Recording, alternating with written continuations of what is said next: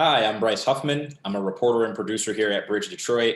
Today, I'm joined by Woodie King Jr., who is a director, producer, and founder of the New Federal Theater in New York City, which celebrated its 50th year of putting on productions this January. How's it going, Woodie? Fine, I'm fine. All right, I'm so glad that you could be here today. So first, for people who don't know, Woodie King Jr. got his start right here in Detroit. And could you explain how Concept East was started here? What was going on in your life and the city when you decided to start that theater?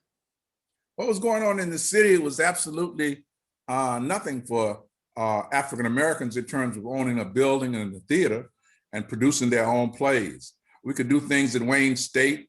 It was Wayne University then. And so I did Green Pastures and The Adding Machine and other plays there. But a brother named David Rambo and I got together and started a theater in a garage on Chandler Street. And we did a play called Suddenly last summer by Tennessee Williams. And it was well received. And I said, I want to do this downtown because I had gone to drama school in Bloomfield Hills, Michigan. And I was working I think I had just graduated high school and I was working at Ford Motor Company. And those older guys told me to get the hell out of there. Get out of here, young blood. Get out of here. Don't get caught in here. And so I went and took some tests for the city of New York and became a draftsman for the city of New York. And in becoming that draftsman, it was mostly in the building department. And so we saw a lot of dilapidated buildings that could be drawn up and the city might renew them and if the city owned them. And this one at 401 East Adams Street just languished. And so David Rambo and I and a guy named Dick Smith, after about 4 months, went down there, got in touch with the landlord, and we converted it into a 60-seat theater. And we had paintings on one wall by a brother named Henry Umbaji King. And we did plays in the center of that building. And our shop was in the back. So that's how it started. I had been in Detroit, there was a lot of theaters run by mostly white people. And there was a group called the Stables Theater. They got an old stable, horse stable. And then they got booted out of that and moved a block down and became the Unstabled. And I worked with them constantly, doing plays, building sets, and stuff like that. Why was it important for you all to fill the void of Black theaters in Detroit? Because Black people should own things. Black people should have their own say. Black people should say, I like this play, I want to do this play, and not have someone say, no, you can't. You know, I like this play because I like the characters. I like the Black characters in this play. And no one should be able to stand above you and say, no, I want to do this play. I don't want to do that play, especially if they're white. Yeah. What kind of reception did you get from Black Detroiters when you first opened?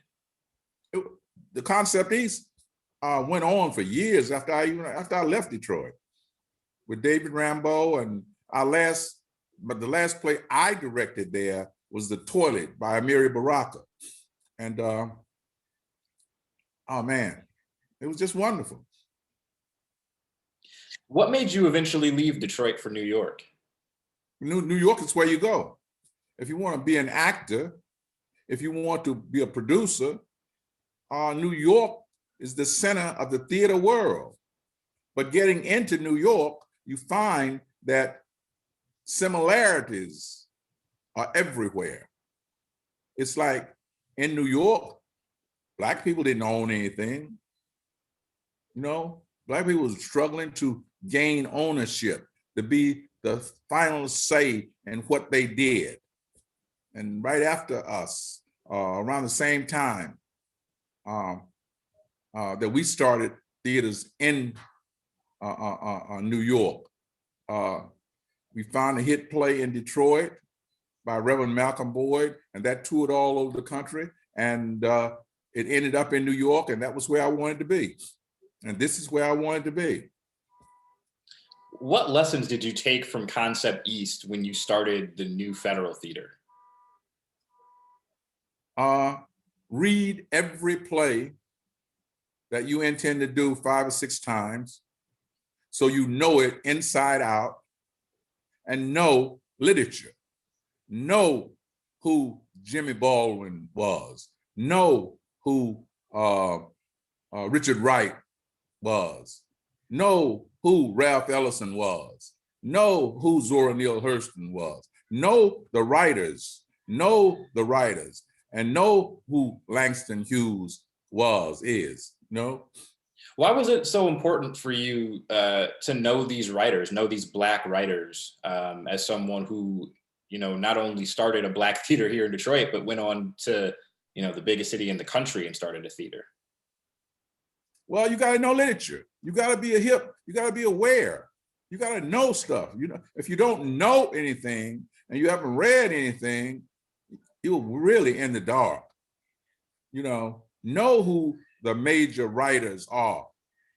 Know magazines that they had in the 60s, Black World, Negro Digest, Essence Magazine, Contact, magazines where you could write an article about something and turn it in and get it published because you want to say something.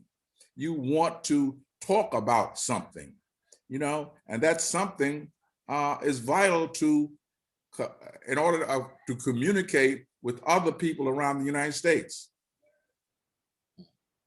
How did Detroit shape the work that you started doing in New York and that you're continuing to do in New York? How did Detroit shape it? Yeah. Detroit shaped it by Concept East, and are you aware that you must have the final say? You must be able to articulate that final say. And you must be able to articulate that final say with funders, people who are going to give you money, people who like what you do, people just want to be around you. You must be able to articulate stuff. And in order to articulate stuff, you must know it. And if you don't know it, you can't articulate it. I like that. Have you ever thought about coming back here and starting another theater in Detroit? No, I think Gary Anderson got a theater there now. Yeah, Plowshares Theater. Yeah, I think he's doing well. All these years later, I've talked to so many Detroit creatives who list you as an inspiration to their theater dream and their film and TV dream. If you could give any young Black Detroiters who are just starting out any sort of advice, what would you want to tell them? Read, and read. Be aware, be knowledgeable, know your craft. If you know acting, if you studied acting, then you know what Stanislavski means. You know what Ibsen and the Russian writers were trying to do. If you don't know that, you're going to be kind of, wishy-washy. And when you sit and talk with someone, they know it too. Yeah. All these years later, a lot of Detroit creatives still leave the city for places like New York, Atlanta, Chicago, or LA.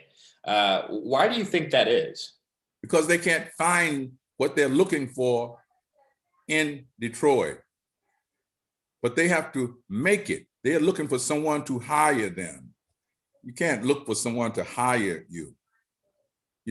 Otherwise you're a worker. It's like working at Ford Motor Company. It's working like Chrysler. It's working, you're a worker, and very few people who leave Detroit,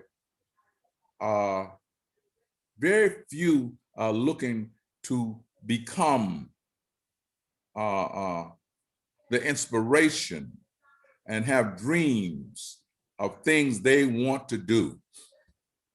You must have dreams. You must have, wow, man.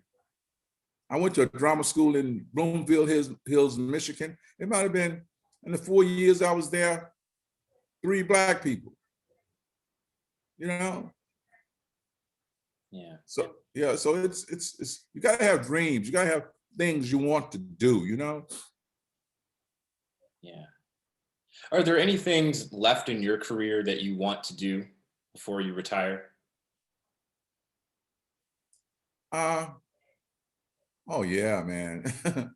um, I've, you know how it is, Bryce. You go, I've done what? A BA, a master's, 2 or 3 degrees from private drama schools, and 6 PhDs honorary. And you say, what do I want to do now? I I want to keep on writing. I got 6 books out, and you know you can get them in any library. They're there. About 5 or 6 films I've made, short films, long films. The history of Black theater in America, The Long Night, The Torture of Mothers. You know, those things are available and they're there. So what do I want to do? I'm not burning to do anything, but I want not to have to sit around a year because of a pandemic and do nothing. You know, even in the pandemic, I got to find stuff to do to keep me occupied, to keep me really sharp and available. I understand that. Yeah, this pandemic has been rough on a lot of industries. What were some things that the new Federal Theater wasn't able to do thanks to the COVID-19 pandemic? Oh, we couldn't have a season. We do 3-4 plays a year. And because of the pandemic, the building is locked down. You can't have an audience. You can't, you know, it's like that everywhere. You can't go to the Detroit Symphony and see a crowd. You can't go to the, I don't know if the Art Institute is still closed. I don't know if the library in Detroit, Public Library, but right next to the public library is a collection of one of the finest African-American collections of works called the Azalea Hackley Collection. You got to check it out. Got it. I'll make sure to do that. And then one last question. As the pandemic looks to be kind of getting under control, maybe throughout the rest of this year, what is your plan, you know, once you're able to put on shows again and have people in your theater again? Oh, we got a season set. We got a season set of plays, one on Miles Davis, one on, it's called Miles, one on the meeting between James Baldwin, Lorraine Hansberry, and Robert Kennedy. And I think, anyway, there was a big meeting taking place, and we're going to do that. And those are 2 plays we have set whenever we reopen. All right. Well, thank you so much for joining me. Woodie King, director, producer, and founder of the new Federal Theater in New York City, which again is celebrating its 50th year this year. Thanks again for joining me, Woodie. Thanks, Bryce. Thank you, man. All right.